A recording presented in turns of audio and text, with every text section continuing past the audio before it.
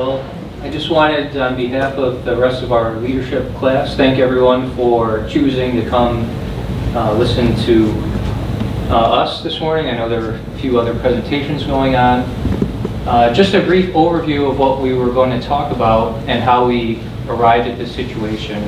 We're part of the Leadership Academy class, obviously, and we met with a lot of the State Association employees. So keep in mind what we are presenting here today was generated by both us, the students in the class, and the employees. So it has everyone's best interest in mind. It's not, specifically from our point of view. It comes from the staff, and we really, the funeral industry in general, that best interest is where we're coming from with this. And where we ended up going is looking a little bit towards the future in the industry, maybe a little bit now and in the years to come. And one of the issues that we kind of came up with is getting qualified and especially reliable staff in to the funeral home as employees so that we can continue to justify our service to the communities that we work in and the communities that we serve. So one of the things we discovered is in the past there's probably been some points of what an issue might be and kind of stopping at that. Maybe like a linear plan. We determined that it's really a cyclical issue. So if you were to plot things out, it wouldn't be just in a line. It's a big circle, and we want to try to address a few things. What we came up with was going to be the, and you'll see from the group's residency programs, professional development, so including the education and the continuing education, and then other issues in the workplace, specifically what we're going to talk about today is work-life balance, and kind of comparing it to maybe some other industries, some other best practices, and how we can have a rising tide lift all ships. So keep that in mind, and it's in everyone's best interest. And appreciate your patience, and obviously there'll be time for questions. And thank you very much.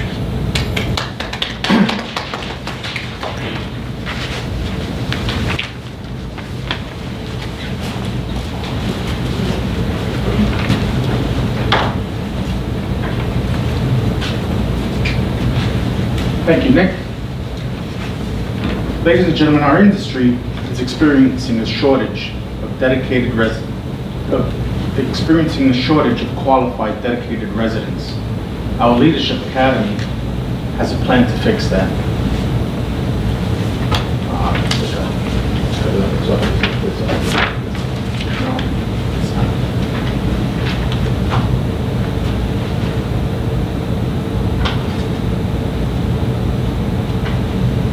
Introducing New York State Funeral Directors Association STARR program, successful training and retaining residents. The objective being to be a support / liaison between residents and their sponsors. With the dwindling number of students within the funeral service industry, it's imperative to have qualified people enter the profession to maintain its integrity.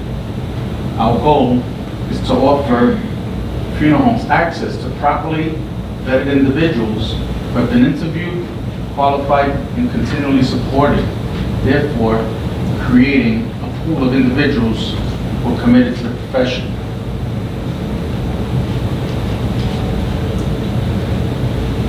We need qualified staff,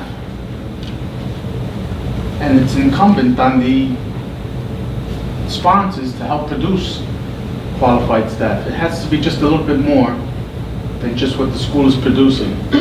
From what the school produces to licensure is in the hands of their sponsors and what we teach them, what the licensees teach the residents.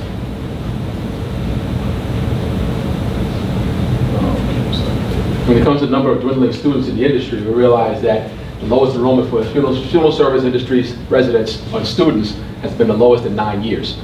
New York State does lead the way by having, in 2017, we had approximately 2,400 new enrollees in the funeral service programs throughout the state. But we only graduated 1,600, somewhere in that area. So there lies part of the problem. Though we're getting people in, some of them are not making it through school. Those who do, when they graduate, then the issue becomes the residency and post-residency issues as well. New York State nationally, we have the most enrollees in the funeral industry. Now that's surely that's by coincidence of the number of schools that we have. We have an absorbent amount of schools, funeral director schools in New York State. Therein lies our whole enrollment process. The average age of new students enrolling in the funeral industry is between 21 and 25 years old. So we have a relatively young enrollment rate, which it gives us the opportunity to have a succession of qualified funeral directors through this program.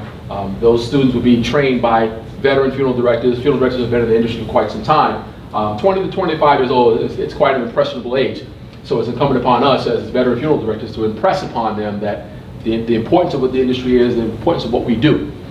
So that is going to be one of our goals as well. As we go through this program, hopefully we'll be able to explain and help you understand and be on board with us on why this program will work for all of us.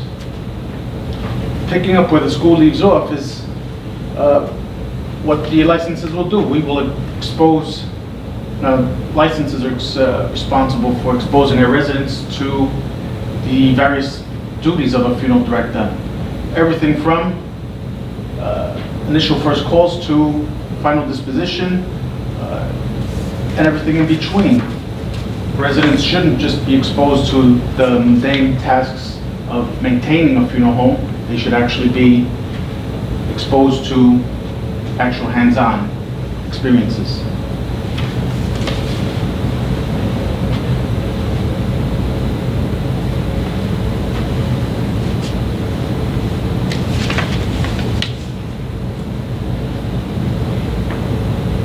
With residents registering into the STARR program, it helps create a pool of committed individuals that both funeral homes have an access to call upon, and also residents have a pool of funeral homes to call on. Hoping to be able to meet them both together, again, helping to develop the resident.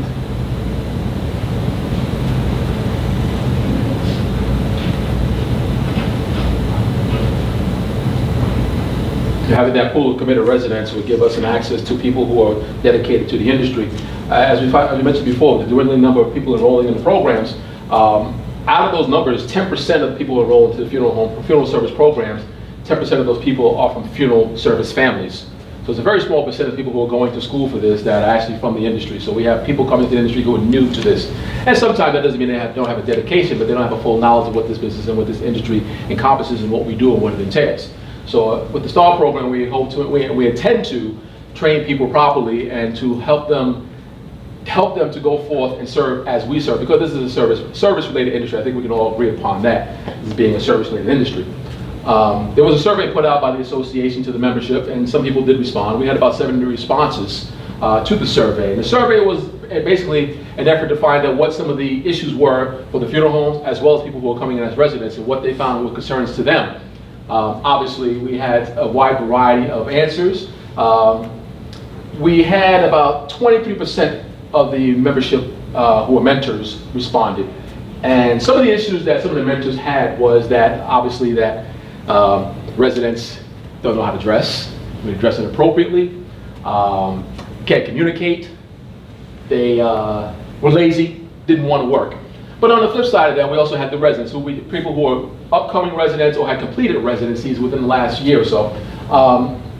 Their issues were, of course, and I'm sure we've all heard this before, their issues were that they were treated like indentured servants, they were slaves, landscapers, car washers, laundry attendants, which we understand. But part of the STARR program is to enlighten future residents of what their job functions would be.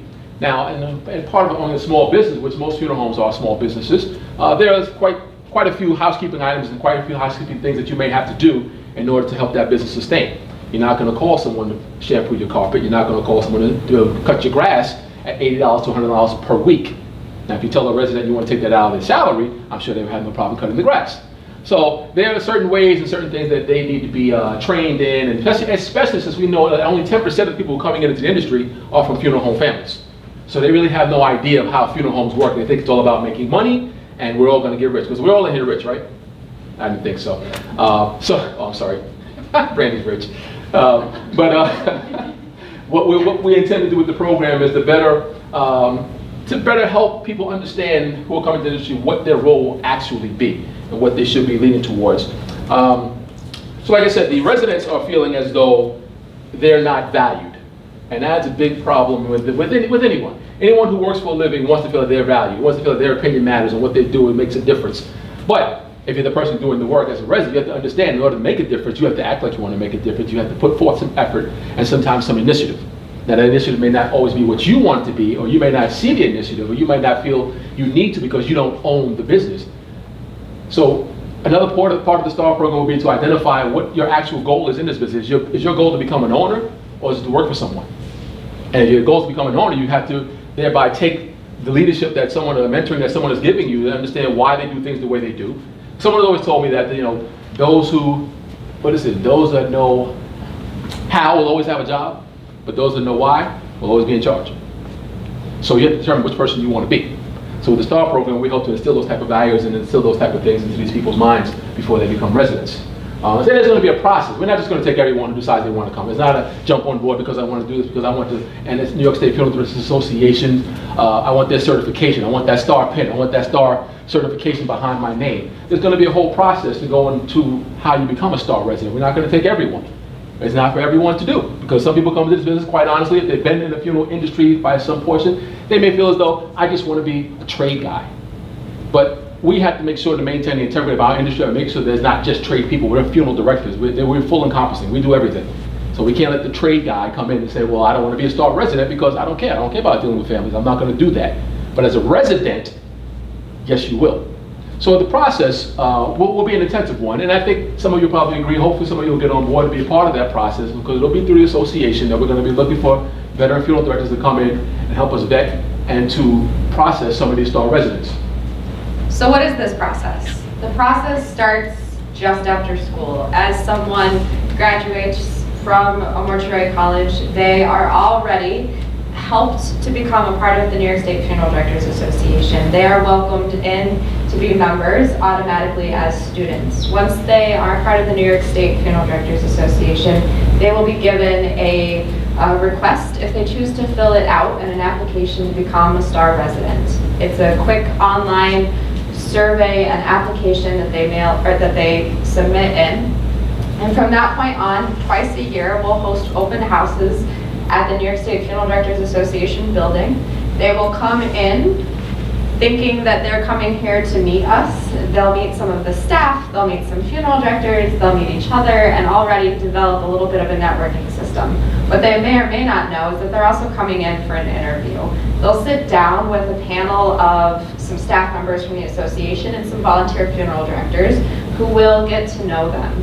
They'll ask them questions and see what their strengths are and what their weaknesses are. For example, if they come in knowing that they're meeting a bunch of professionals and they show up in shorts and a tattered t-shirt, we know that maybe one of the things that we need to address is professional attire. That's pretty easy.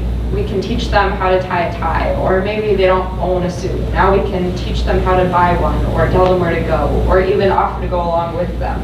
We can support them in any way that they need, and that first interaction is a huge way of doing that.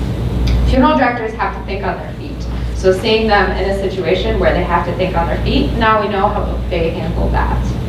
If we see that they come in and they're shy, or they're nervous, or they don't have a lot of social skills, then we know that that's something that we can help work with them on. So in the future, as we continue through, we work as a mediator between the funeral home and the resident. We're their stopgap.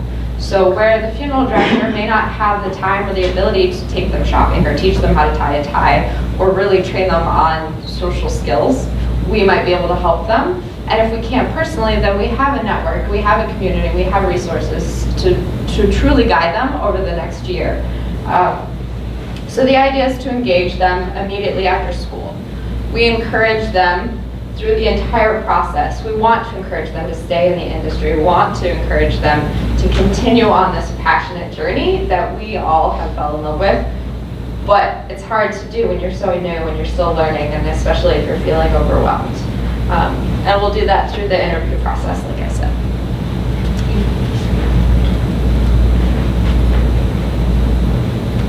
So there's continued connection throughout the residency. They don't just come in for their interview and then we suddenly disappear off the map. They have access to people that they meet as well as everybody else within the network at all times. So for example, if they decide that they would like to travel to someplace else in New York and go out for coffee with another funeral director, they can do that. Or maybe there's a funeral home that would like to bring in some residents to watch the funeral home or come and visit or give a tour. They suddenly have access to every other funeral home in the area if that's what they choose they would like to do. The ability to learn from more than one person helps us grow as professionals exponentially. If that's how we become good at what we do, because we can pick and choose from every single person that we meet what is excellent and what is less excellent. And that's another way that they can learn without the funeral director that's mentoring them being solely responsible for their entire growth period through 1 year. We're funeral directors, we're busy enough on our own just doing what we're trying to do, and taking on a resident is just one more thing that we have to do. I think we have to be very, very mindful of that. Most professions, doctors, even electricians, union type jobs, trade type jobs, we understand that there's a residency involved because things have to be taught the right way and have to be done correctly. And we have to maintain that in our industry as well. So to take on a resident is a pretty big responsibility. We can't allow people to go out and run amok, tarnishing our names in our industry.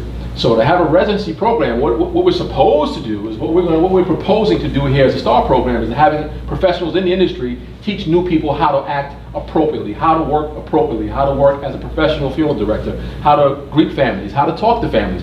Some of the communication skills may not be there, and part of the vetting process will be that we will understand and recognize some of the deficiencies and some of the strengths of the people who are coming into the program. And through that, we hope to prepare and better create a more professional resident that's going to go forth and represent us.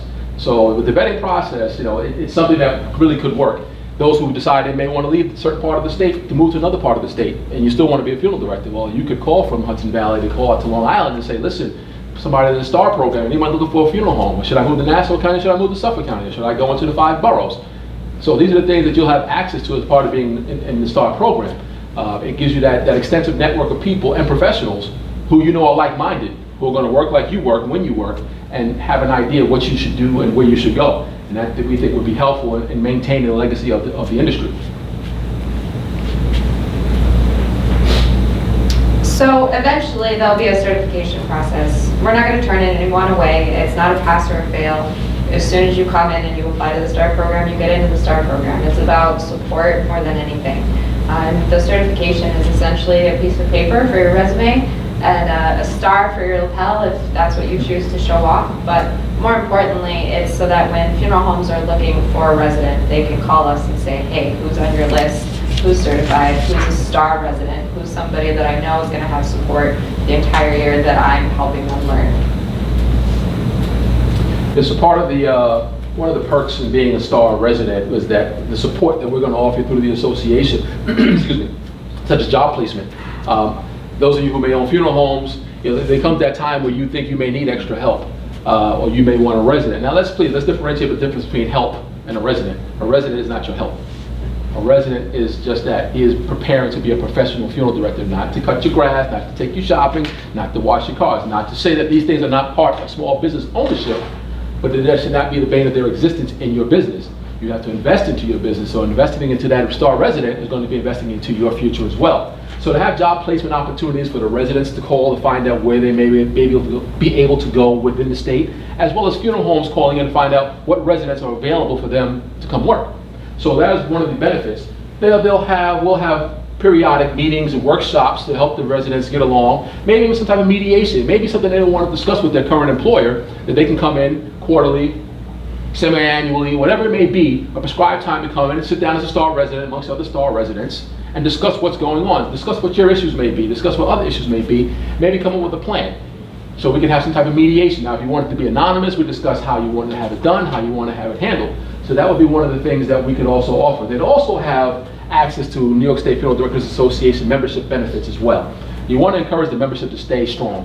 And if you're going to offer someone who's new into the membership the same benefits as a veteran member, then I think that would definitely encourage them to want to be a part of the membership. The mediation, like I said, between funeral homes and residents, and without going into mentioning specific names, or they can be done anonymously, we can put out maybe part of the newsletter, something that we're all open for suggestions, but in a way of mediating something without mentioning people. You know, these are some of the issues we're hearing about, or just in a general sense of some larger companies have workshops on how to manage. And, you know, these are the things that we can put forth without mentioning names that some people may grasp and say, okay, I'm going to try this, and it may work for their residents. The workshops, like I said, like what Marika was saying, is that we want to encourage people to come in and feel as though they're part of something. And this is something as a profession that those who come into the profession, most of us, if you're not family owned, most of us came to the profession by something actually that we saw or something that we experienced. It's not something you read in the book and decide, okay, I'm going to pick this out, I'm going to check this box because I want to be a funeral director. I've never seen that any high school application of what you want to do for your living. I have never seen funeral director listed. If you have, please show me. But it's something that we were all impressed by something or someone, whether it was our family we had a death, or whether it was a funeral director you actually had experiences with. For me, it was a funeral director that I saw at my church who came in, and this man was very dapper. I mean, he dressed to the nines. He spoke to a crowd. I went to a relatively large church. He commanded that crowd, and right then and there, at 13 years old, I knew I was going to be a funeral director because I wanted to be in charge of a lot of people, dress nice, and never get my hands dirty. So those things worked for me. And whatever it is that encourages you to come into this business, you need those type of influences to influence you to be what you want to be and to upstand that level of integrity. So these are some of the support things that we're going to have in place for our STARR residents.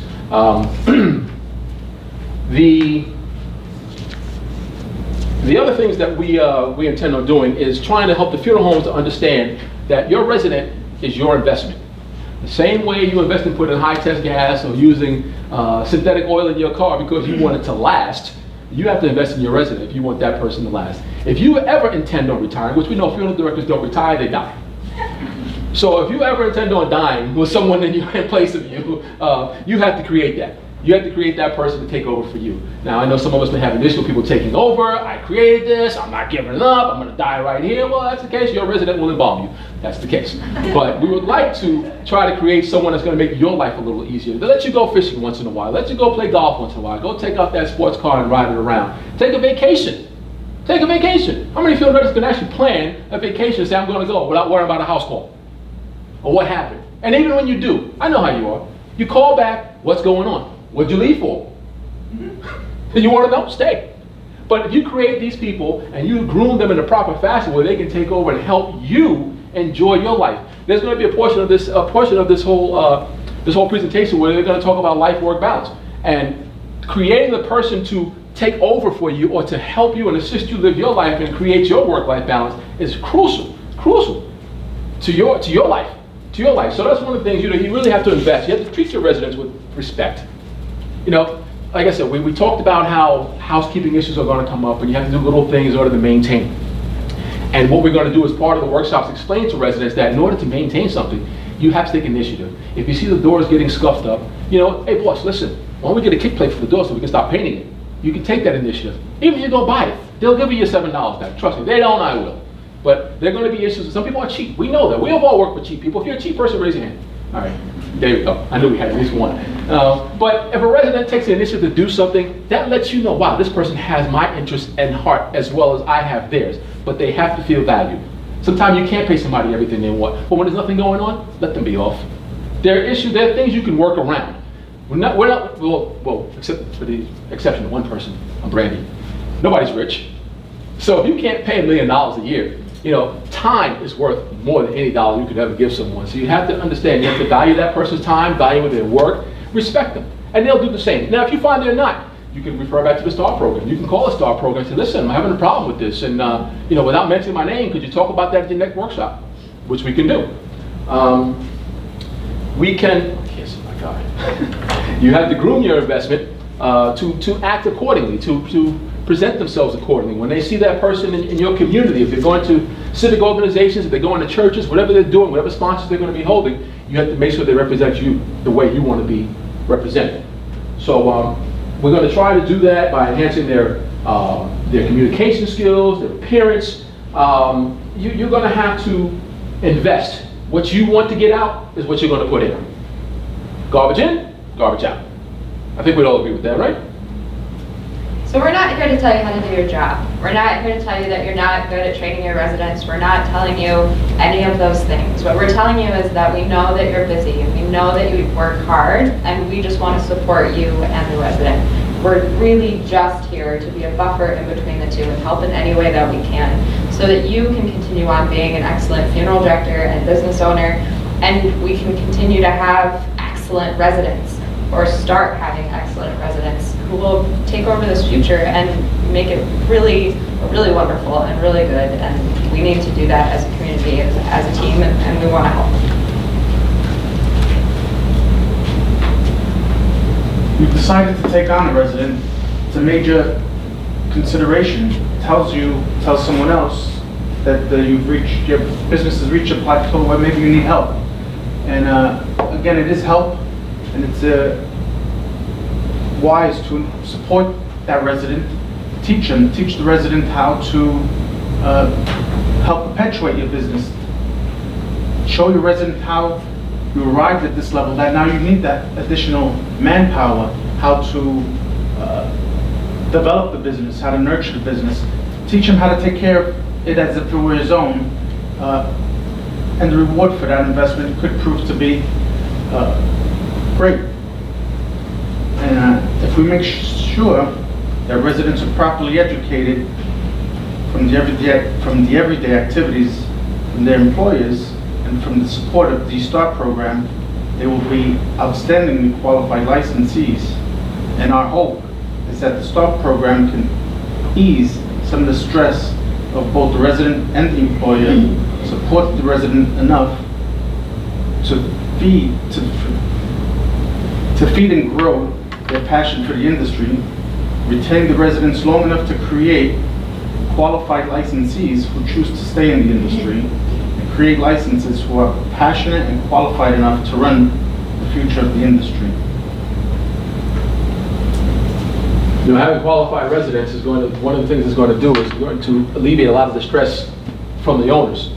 If you hire someone not knowing what their capabilities are, or how professional they're going to be, and how they're going to represent you, that's why we wanted to be incumbent upon us, especially as the association, to make sure that we have those qualified residents, to have that pool of people to help make that new hire process a lot easier when you know what you're getting. When they have that STARR recommendation, that STARR, what is the word I'm looking for? Somebody help me. Give me a word. Not any word. Designation? That is STARR designation. Thank you very much. That's why we keep Mary Ann around. I tell you, we love her to death. But that STARR designation, we want it to mean something. We really want it to mean something. You know, our licenses, we worked hard for them. They didn't come cheap. They didn't come easy. And we want to make sure anybody that's going to be in our legacy that they uphold that same type of integrity. So it's crucial. It's very crucial for us to do that. It's going to alleviate a lot of the stress between the residents and the funeral homes as well, because they have a network. They have someone to go to. You know, sometimes it's like going to your parent asking them for something. Like, you know what? I go to Auntie so-and-so. I go to Uncle so-and-so. Ask them a little easier, and they'll let Mom know. That's what this is. We're going to be Auntie and Uncle. Because you don't have to go to Mom and Dad to ask them. You ask Auntie and Uncle, we'll go to Mom and Dad, we'll address the issue, and guess what? Now we're all happy. You want to keep happy campers. Happy campers make a happy camp. You also want to have you want to encourage young people to come into this industry. Now, I know we're all going to be dead one day, right? We recognize that better than anyone else. But to think that the legacy of this industry is incumbent upon people coming into it, we have to exhibit that type of professionalism and that to the young folks coming in, whether it be high schools, colleges. People have transferred from other industries into this industry. I'm sure there are quite a few people here who have dual type of professions. But this is not something that you do because you want to make money. We recognize that fully. But this is something that's a passion. This is a calling. This is something that is a service-oriented business. If you're not service-oriented, service-minded, you're probably in the wrong industry. So we want to make sure we encourage young people who want to come into this and show them the right side, show them the things that are supposed to be done and how it's done. Let them be impressed by what we do and who we are.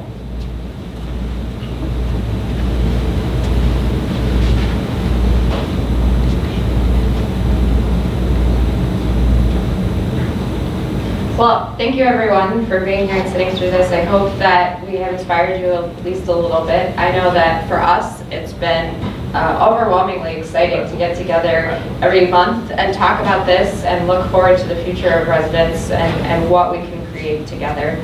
And I hope that it continues forward. There's so much potential for where this program can lead and how we can help. And I know for a fact that once it starts going and we get a couple of residents in, you know, within a few years, it's going to just completely take off and just really change New York State for the better. So you've sat nicely for a half an hour. Now it's your turn to ask questions and concerns. And if you have anything you'd like to say. Good for you. I've been going through this the first time, without a doubt. You saw what happened last time. Just now to reiterate, piggyback with both of them, I'm excited about this program because I've had terrible experiences recently, and just to be able to be on the infancy level of turning this around possibly is great. And then just to rehash notes and just be following so I can pick up if either one of them slow down. Awesome. So I know what to make myself aware of. All right, so then circling back, again, just from your perspective, Dave, what do you want to change? What do you want to work on, revamp Within the presentation? within your presentation? My pace. I know I talk fast, but I got a lot to say. Okay. I got a lot to say. It's just, and I get started, it's like I can't shut up. So that I certainly, I know I've always been told I got to learn that. Okay. So that's my housekeeping. Good. Could Awesome. we make it so it doesn't do like one piece on the PowerPoint and then another, can we just do like Oh, the you want the whole next shit? page? You want the whole, Because yeah, we were that's, on- yes. You guys were looking at something that we were, like, Mhm. we were not Okay. there. Well, I think that's So- what we let Anthony handle the control. He was. I got in touch with presenting myself. He was in the next segment already. So what's this? Marika, is there anything else that you want to change? Rearrange. I apologize that first slide with the 4, I did make that change. I deleted the wrong one, so that'll be Yeah, changed for you. no, that's fine. I think that part's distracting and it's hard because we can't all be doing it Okay. at the same time. The whole page comes So, up. It's like, yeah. Like that's, I guess as long as we're all on the same page and whoever has the clicker is on the same page. As far as that, I liked, you guys of course didn't see this part, but before we came up here we ran through it and David and I had a little bit more of like a banter back and forth, which I liked like in the other room. So we could bring that up here. I think it makes it more relatable and interesting for people as opposed to just like reading story or reading on the side. Cool. So do we get feedback from you all now? Or no? We will. Hold on one second. Anthony, what do you want to change? How do we, change it? How do we, this was her, and it almost got into the exchange where Yeah, it could have yeah. escalated very rapidly, because now you can have 3 or 4 people supporting her, or that person speaking, and now what? How do you get out of it at that point? Okay, we'll address that in a second, but for you, what do you want to change for your presentation part? Or what, from your group, or you personally, No, it's just whatever? me personally, I just gotta orientate myself more and so Okay. I'm smoother. But now I have a focus now. Okay. So we're gonna come back to what do we do about Joe Know-It-All, right? And then let's go back to the gap that exists. I know, but that's what the last presenter said last time, so we talked about it. Sorry, not me. All right, from the group, from the audience, what did you like? Content was really good. You guys had a lot of great points. Content's great, and it's really, I liked how you were not next to each other. You know what I mean, like how you were spread out, and, you know, people could, you know, you kept it alive, it's not just one person that you're following along. You know, so it was good to go back and forth. You know, the back and forth between the voices was good, and the content, and there's a lot of it. There's a lot of it, but it's very good, and it's a very promising change. Yeah, it seems doable. Yeah, it's a very So that's promising nice. change. If you remember that, people don't like change. But I mean, for us, it's a great thing. Good. Yeah. I wrote down a bunch of stuff that Uh-oh. I really like, especially the content. Are we doing only positive? Only positive. Okay. Short list now, right? I'll come back.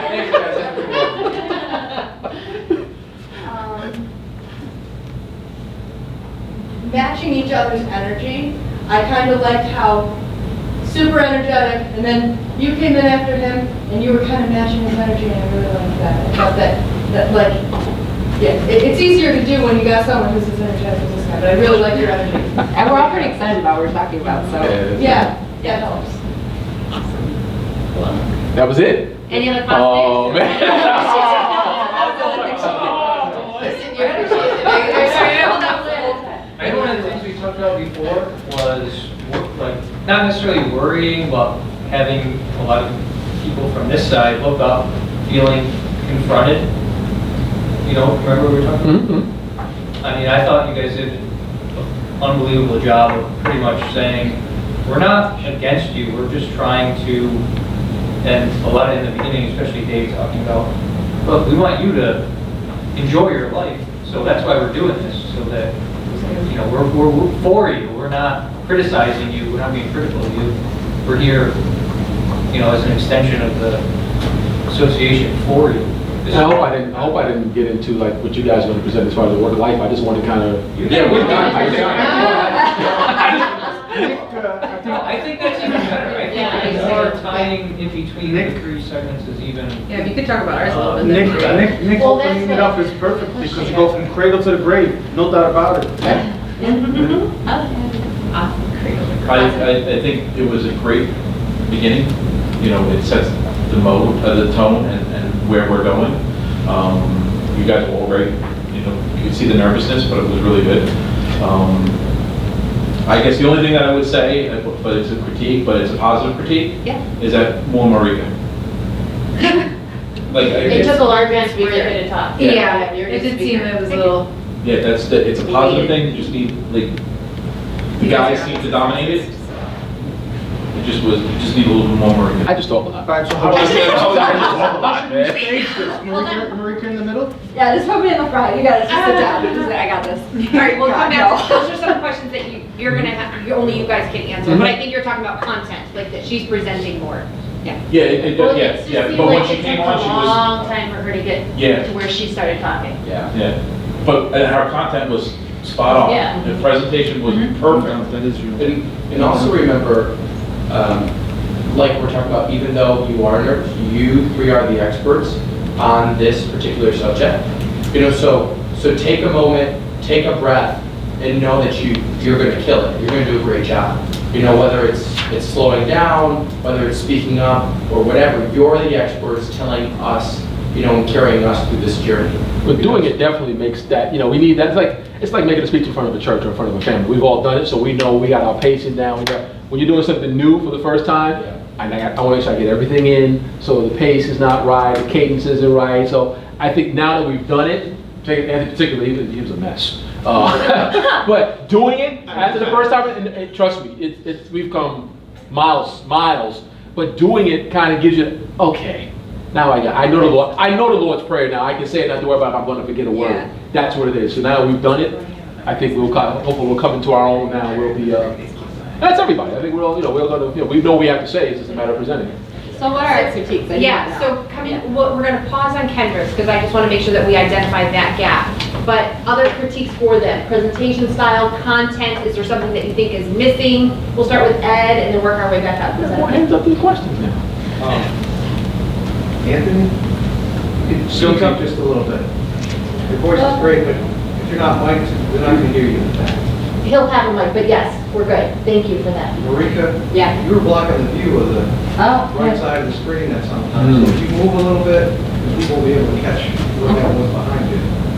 Just a minute. At the end, you know, people are going to have a million questions. You can pass cards out or something. Like you can get to the end of Yeah. the time, you know, there's your little comment card. And skip the ones you don't want to answer. That's exactly what Did we that later? that's what you guys did? Or, Those there was a big very arrows like, on your PowerPoint, yeah. like all three of them had like one letter that didn't fit. There was enough room to make those arrows bigger to fit the whole words in there. That like distracted me. I don't know what's Yeah. the big deal. Yeah, very, yeah. It's just a display that we have right now, so yeah. Awesome, thank you. Fantastic. Cool. Yeah, I think you guys pretty much identified all the things, at least that I was thinking, as far as the whole skipping around. If you just put it all up there, and then you can jump around, and people can be like, okay, that's that thing, that's good. And then your pace. Heather had something, Kelly, and then Michelle, yeah. The things that I have are not. Hold on. Brace yourself. These are pretty much things for everyone to remember. Look up at your audience from time to time and engage them. Memorize little bits and pieces, even if you have it written in front of you, so that you can look up confidently when you don't lose your place. Are you swaying, pacing, using your hand gestures appropriately, speaking too fast or too slow? Just read and reread your notes, and then it will flow Well, the thing with the notes, I don't know if you ever said at the beginning, being we didn't have the podium space, I don't have index cards, I had to use paper. So I kind of looked down, index cards are a little easy to put and just kind of indiscreetly look at it. And the first time out, you know, it's kind of, we're still getting the whole content, like I've read it 100 times, but now to say it, like, and I think it'll flow easier with the one page also, because when someone controls the clicker and they're not clicking at the right time, and you look up there and it's not there, you know, but I think that's gonna, I think everything that you're saying, I think when we take it into consideration, you'll see a big change. I think you'll see a big change for sure. Very impressed. Can I just put you on the spot for a second? Sure. Why did you say all those things? Where were you? Because that was me. Of course. I was too quiet, I was too shy, I looked at my notes, I read from everything, I didn't look up, exactly why I say all those things, because those things that someone had to tell me so that I did them right. And you did. I tried. Something that Nick Ferenga told us when we did this day, and I'll never forget it, was, look like, even if you're running through your own notes in your head, watch the person who's speaking. Act interested in what they're interested in, because if you are, the audience will be. So like, you might be finding yourself like looking through notes, but you really have to pay attention to the person who's speaking, because it's noticeable. Well, for us, we thought that was, Picking up if it's, we thought that was important also with us, since we were going to do it this style, to kind of watch body language and see what like Marika started to pause and started to slow her cadence down. I realized, okay, she was coming to the end of her thought, and she may not have anything else to offer. And if she does, it's a big enough gap for me to jump in while I'm looking like I'm stepping on her toes, and segue into something else, and then give her a break to kind of regroup. And I talk for an hour, and she never gets back on. Good. Kelly, what do you have? Did you guys, are you gonna introduce yourself? That was what I was gonna say. I wasn't sure. No, we just assumed we're famous. I'm David. I'm thinking like maybe your name, where Okay. you're from, where you work, and how long you've been licensed or something. Did not even occur to me to do that. Yeah. It did, sure, did. That's okay? Yep, and that would be like as soon as Nick, or if he's dad Right. that day, whoever's doing the intro, when you guys have that overview STAR, Right. that's the great opportunity to say, this is what we are, and if I can piggyback on that, make sure that you're saying this is what we're proposing, not Right. what we will, because then you guys are gonna have tomatoes thrown at you, and so are we, because we haven't talked to the board about any Right, of this, right. we haven't done any of that. So as you say that, say this is what we're proposing, but let's tell you where we're coming from, and maybe why did you pick this as your topic? And like just a quick little, who you are. The only thing I was a little lost on was it wasn't until David started talking that I realized there's a program involved. Like, I guess maybe it was my own. Right, you started talking about a STAR program, I'm like, where'd the STAR program come from? So maybe whoever does the first introduction should really say, we're proposing a program. We're gonna I call thought that it was in STAR. the beginning when Anthony did his, I might have missed it then, because Yeah. it was a yeah, little. well, that was one of the first Needs things. more emphasis. Yeah, need more emphasis on it, that's probably. Yeah, that's because I probably- never really picked up on, Mhm. although I've been a part of the even group, with so the name of the program. Because I guess, and that in turn led to why you were asking those questions, because now it seemed like we were Probably, just yes. assisting and aiding. Yes. Right. That could be it. Okay, so we had to make sure we so emphasize that's- STAR program, certification and completion of the program and Which is a designation. certification, we're proposing the certification Right. for. Mhm. Yeah. I think that would have alleviated a lot of the questions at the Yeah. end. Yeah, so that's good. Michelle, did you have something else? Introduction. Okay, good. Mike, what do you got? He's got a list. I see Well, that. so He's still writing. I think like they were saying, there's lots of content there. And I saw the STAR slide, but same thing as Kendra. I think I was talking to you guys earlier, so I was able to follow better, but you went into the issue and were referring to the STAR program, but it wasn't laid out as to what the STAR program was. So I think the content's all there, but maybe, and not changing your style, but the organization of it so that you're laying out the STAR. issue with everything, and the STAR program is your solution, right? So I would just, if there's a way to emphasize that, so either you're gonna say, we have this program because we see an issue, and here's the issue, and then get into the details of the program, or outline the issue, and then here's our solution, then get into what that is. My guess is you probably wanna kind of hit the idea of what the program is, and we see an issue, and here's what it is. The flow, this is just technical, but the flow between the slides and the speaking, I think that it was moving, even if you're in the wrong spot, don't move it around, because Dave was talking, then all of a sudden the slide changed, and I went over to see what was coming on the slide, And it wasn't. so you just want to make sure that that's kind of clear. The program was talked about both as developed, we have a program, and then as this is the emphasis, we're planning a program. So Keep if it it's in going to the- be in the planning stages, Planning talk about it stage. as, this is our plan, Proposed. and it will be developed, because it almost, I'm thinking like, if I'm the know-it-all in the audience, and they're like, okay, if I have a resident, I'm sending them, what am I getting? You guys don't have, right, the details aren't all the way worked out, so you want to talk about it at that higher level, I think, a little bit, so just make sure there. And then, one thing, no matter what, I think this is something that I do all the time too. You guys said, we hope, it's not, we're telling you, it's just a certification. Don't trivialize it. It's like, this is a solution, so it's unqualified. You guys do believe in it, you can tell, so make sure that you're letting the audience know that this is important and it's a big deal.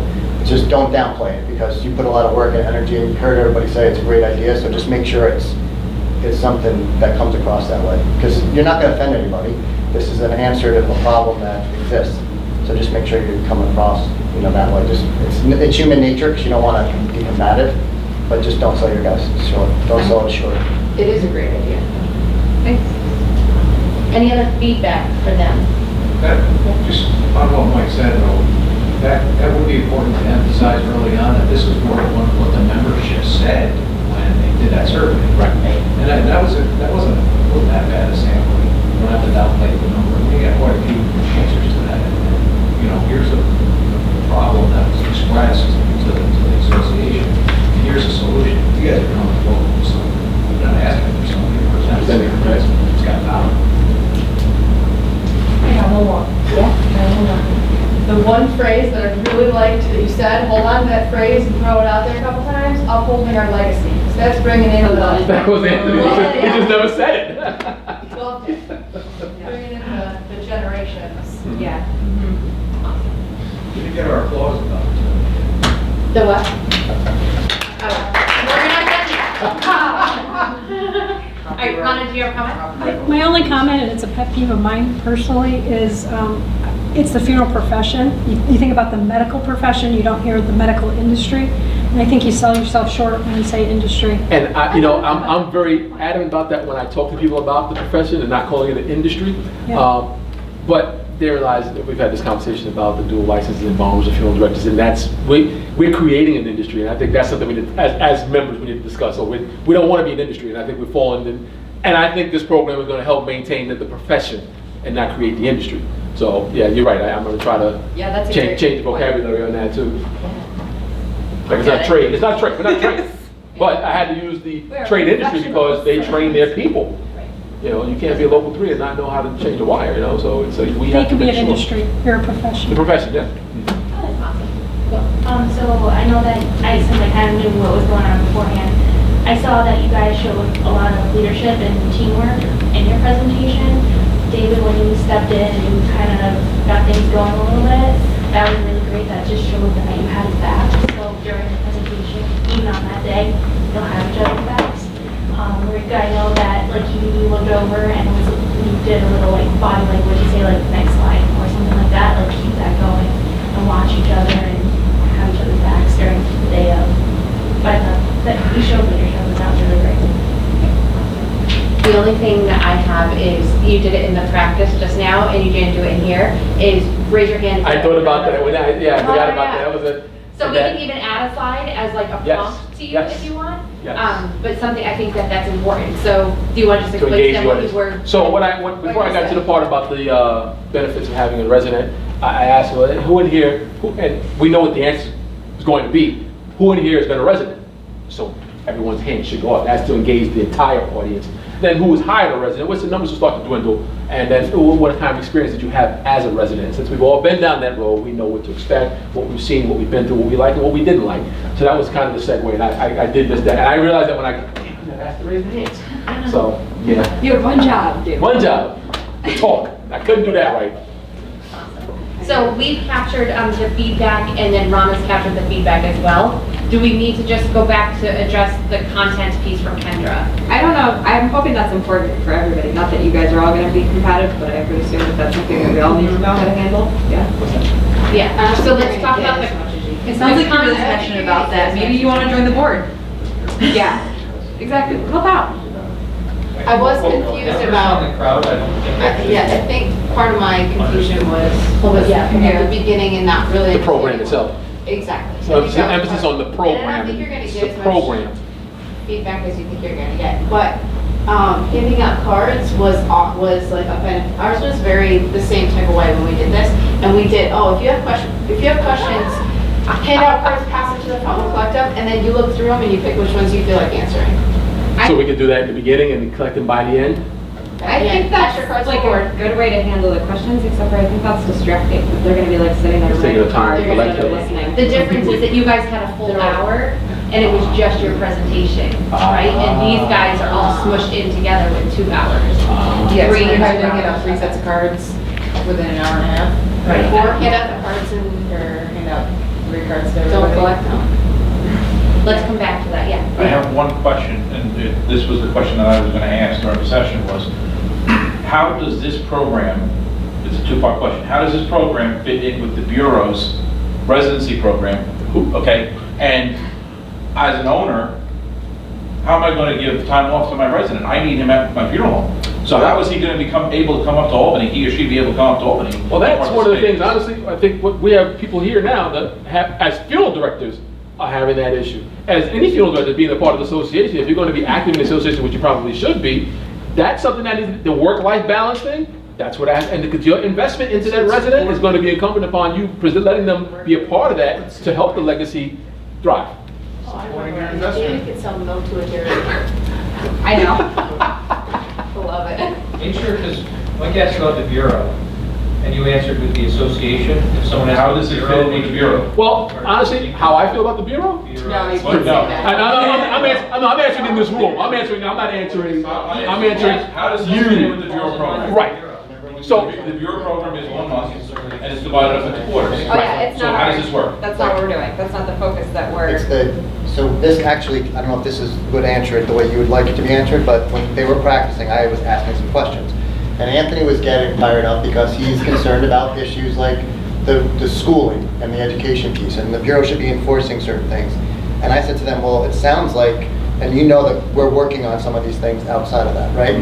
So what they were doing was offering a solution, but this solution is one that we have 100% control over because it's within the confines of what we're doing. So it's complementing or in addition to what the Bureau's doing, because the Bureau's doing its thing, the school's doing their thing, and we're trying to do something that we know to fix a problem. We want to do something where we have total control over what we're trying to offer as a solution. So my question is, does the resident do he or she do their residency at the same time as participating in Yeah. the STARR program? consider it an organization that they're part of. But can they participate after a residency? Sure. Well, then they're gonna be a part of the association. So that these things, I would, if these things are up front as part of what you're Yeah. offering as the solution, Right. then that'll get rid of some of the confusion and. Right, same thing, questions you we wanna present understand. that, like you said, And between. the other part was how much, as the owner of the funeral home, how much of my dues going to go up because of this program? And Well, what the program's not costing what is New anything. York State Funeral Directors going to cut from their budget to make this program work?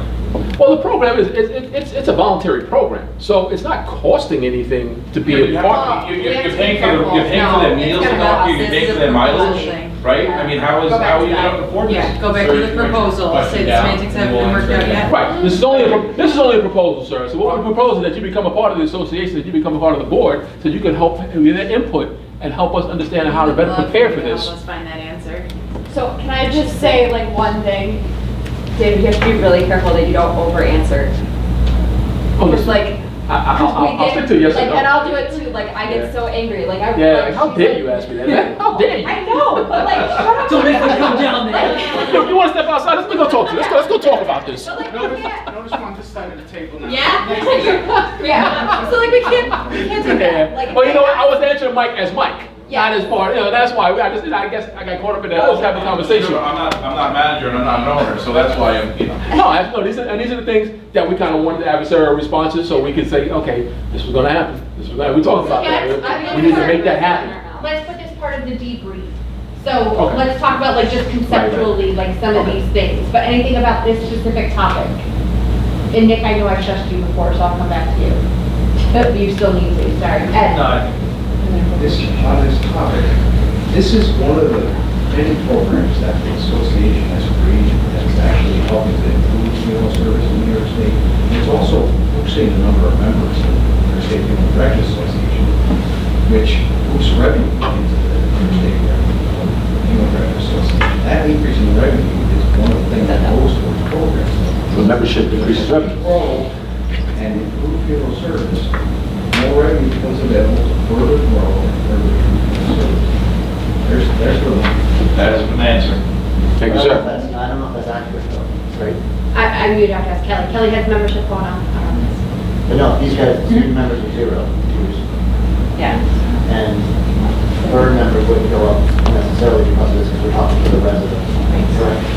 So I still don't know if this program would create that That will answer. get out. I mean, it's going to be easier for members to access these trained and better skilled residents than it will be for non-members, right? Yeah. Yeah, I exactly. want to get in on that. That's one of the benefits. I want to get in on, your chances Having that pool of of qualified residents. Decent residents as opposed to just getting whatever. Yeah, I'm all for like the add value to the membership piece, but I don't know if it necessarily translates to revenue. So I know if the question was about how much it costs, I don't want to get into like the. I just think we can't answer any money Yeah, questions. I would just keep referring Yeah. back to the proposal thing. And you could have all residents that live in Albany, only in the program, and it's not gonna cost them mileage, it's not gonna cost them housing, you don't know. You don't know the answer. You don't have enough data. Well, I think the increase in revenue will come from the future, those residents becoming members. I think that's what we're looking forward to. We're trying to create new members, because once residents is over, you got to. And involvement. So hopefully that's what it'll encourage that to stay on as a member and become more active. Non-monetary. Program is in development, so you haven't gotten that answer yet. And, or, we want to hear your questions, so as we put this, as the board and the staff puts this into motion, write down your questions, because these are all things to be Right, done. right, since it's still in this. This is the concept. All right, Steve, and then we'll wrap this up. I know it sort of goes to debrief, but I'll probably forget it. In answering the questions, less is more. And we have to be mindful of what we think might be a sting to somebody to join the association. They very well could be a part of the board in a disgruntled person that we don't want. So be careful of saying, you should become involved, and their response saying, I am involved. So then where do you go from there? Then you look like you Become involved in what, the STARR program or the association?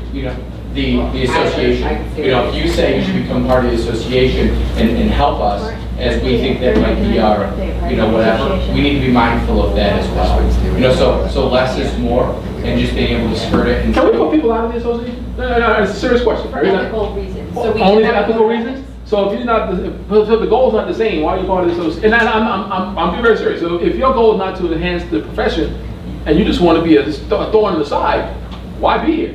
I have to read it. Because there's a Continue. casino. I have to use free play. Like they have. Right, yeah, I see, I hear what you're saying, it's like, well, Yeah. damn it, why don't you want to be a part of it? Why would you not want to make it? Don't make better? I just have one more question about yours. How are you gonna get students?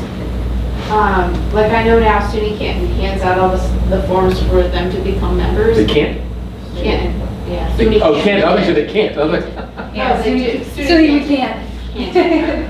Hands out the forms, but maybe have to come back to the association annually. How are you gonna pull these students well, in the in? development of the new website that we're proposing at this time, hopefully that will encourage people. Which will be to free. Which will be free to students, but hopefully that will encourage students to become a part of the New York State Funeral Directors Association. The association's Well, working on it. Yeah, and I So think, be through this. but like actual answers to you, I think like, once it starts going, it's gonna continue going. Like the first leadership group was probably smaller than the leadership group now. Like it's the more you do something, the more it's gonna get out. And if you have a resident that comes back and they're like, oh my God, I had the best experience, I met all these people, like I know how to do all these things, they're super excited about it. And the other resident goes, yeah, I spent my entire time like washing the car. I think once they know the resource exists, that's it, it's taken off. Yeah, just- And They it have to might know also it be, their exists. sponsor might be recommending or suggesting that they do it too. So we have different ways, but Ed and then this is it, yeah. Does the Trinity Foundation provide grants for residents to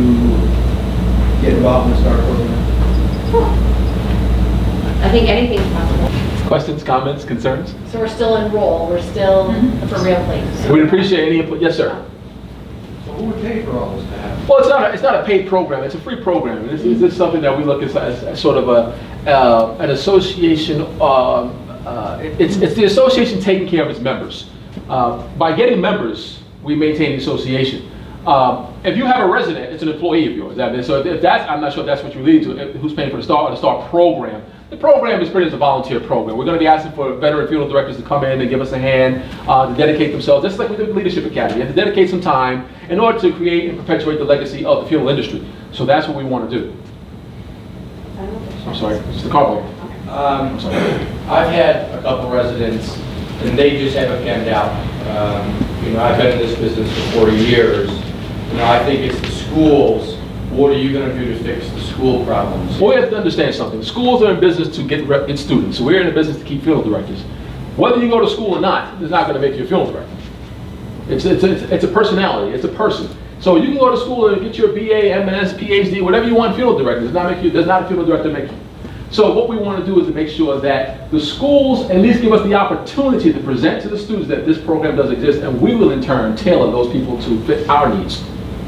The school does what it does, and there are plenty of other issues that we can address while we're standing up here, but that's not what we're talking about right now. Right now, we're focusing on the 1 year of being a resident, because we know that there is a huge problem in that 1 year, and this is where we want to step in and help. We're the stopgap. We're just the support throughout the year. 2 questions. The first one is, you're only here for a year, what happens after the residency's over? And